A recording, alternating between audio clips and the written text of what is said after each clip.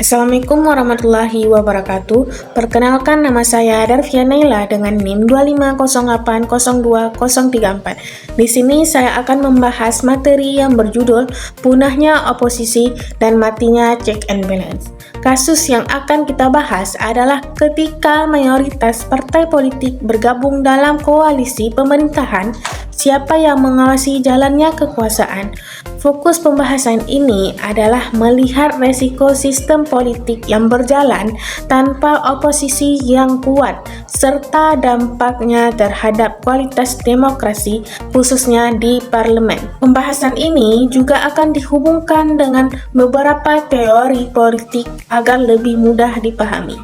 Yang pertama, kita perlu memahami terlebih dahulu apa yang dimaksud dengan oposisi.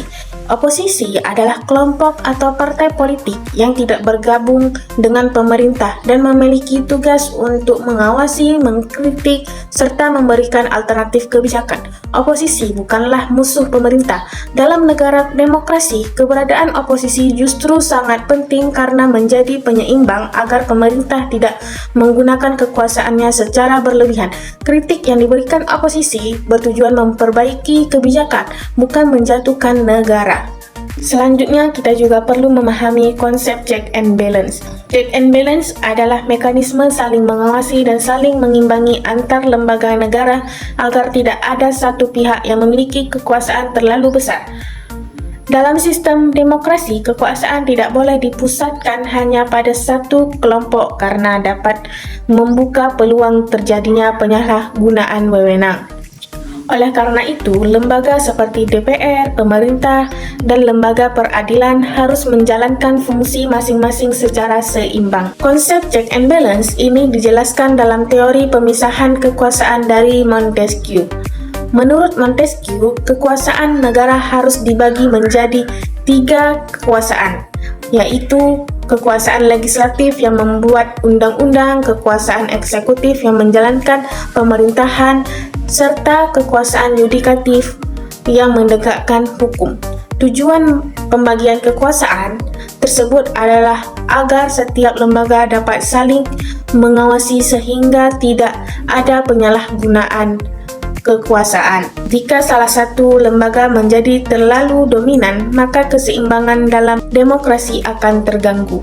Selain itu, pembahasan ini juga berkaitan dengan teori demokrasi Robert E. Dahl. Dahl menjelaskan bahwa demokrasi yang baik ditandai dengan adanya persaingan politik, partisipasi masyarakat, dan kesempatan bagi kelompok yang berbeda untuk menyampaikan pendapatnya. Artinya, demokrasi bukan hanya tentang pemilu, tetapi juga tentang adanya ruang bagi kritik, perbedaan pendapat, dan pengawasan terhadap pemerintahan. Jika semua partai politik gabung dalam pemerintahan, maka persaingan politik menjadi berkurang. Sekarang kita masuk pada kasus yang menjadi fokus pembahasan. Dalam beberapa negara, termasuk Indonesia, sering terjadi kondisi di mana sebagian besar partai politik memilih bergabung dalam koalisi pemerintah. Tujuannya memang untuk menciptakan stabilitas politik dan mempermudah pemerintah menjalankan program kerja. Namun, kondisi ini juga menimbulkan pertanyaan penting, yaitu jika hampir semua partai yang mendukung pemerintah, siapa yang akan menjalankan fungsi pengawasan? Ketika oposisi semakin kecil atau bahkan hampir tidak ada, DPR berpotensi kehilangan salah satu fungsi utamanya, yaitu fungsi pengawasan terhadap pemerintah. Padahal, DPR memiliki 3 fungsi utama, yaitu fungsi legislatif, fungsi anggaran, dan fungsi pengawasan. Jika mayoritas anggota DPR berasal dari partai pendukung pemerintah, maka pengawasan terhadap kebijakan pemerintah bisa menjadi kurang maksimal. Banyak keputusan pemerintah yang akhirnya lebih mudah disetujui tanpa pembahasan yang benar-benar kritis. Risiko pertama dari lemahnya oposisi adalah berkurangnya kontrol terhadap kekuasaan pemerintah.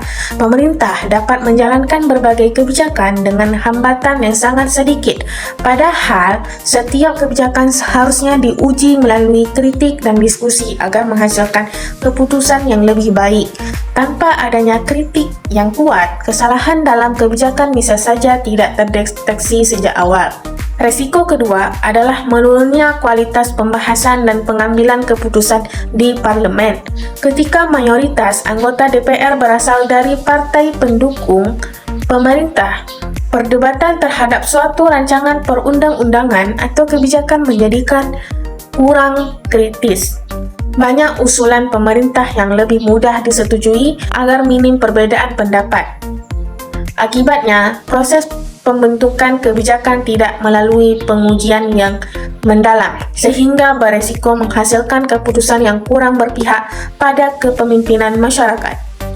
Kondisi ini juga bertentangan dengan teori demokrasi Robert Dahl yang menyatakan bahwa demokrasi yang sehat memerlukan persaingan politik, perbedaan pendapat, dan kritik sebagai bagian dari proses menghasilkan kebijakan yang lebih baik. Walaupun demikian, kita juga harus melihat dari sisi yang lain. Koalisi pemerintahan yang besar sebenarnya memiliki beberapa keuntungan. Pemerintah dapat lebih mudah memperoleh dukungan politik untuk menjalankan program pembangunan. Proses pengambilan keputusan juga menjadi lebih cepat karena tidak banyak mengalami hambatan politik. Stabilitas pemerintahan pun relatif lebih terjaga.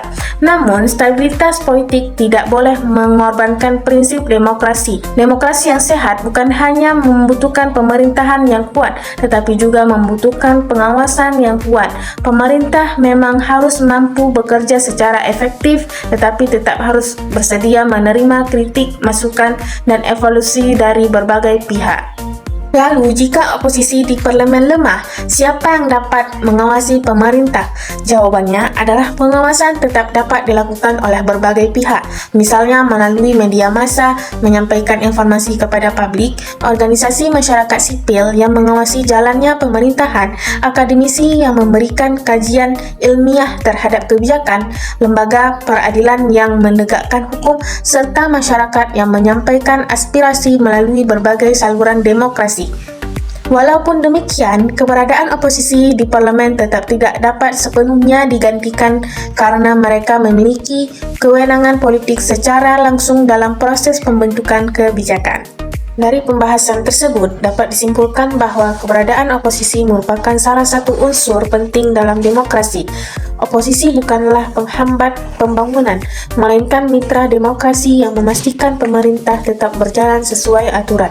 Hal ini sesuai dengan teori Montesquieu mengenai pemisahan kekuasaan dan teori Robert Dahl yang mengenai pentingnya persaingan politik serta pengawasan dalam sistem demokrasi.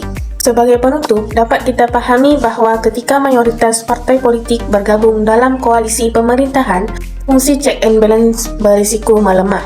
Dampaknya dapat berupa berkurangnya pengawasan terhadap pemerintah, meningkatnya peluang penyalahgunaan kekuasaan, menurunnya kualitas pembahasan di parlemen, hingga berkurangnya kepercayaan masyarakat terhadap demokrasi.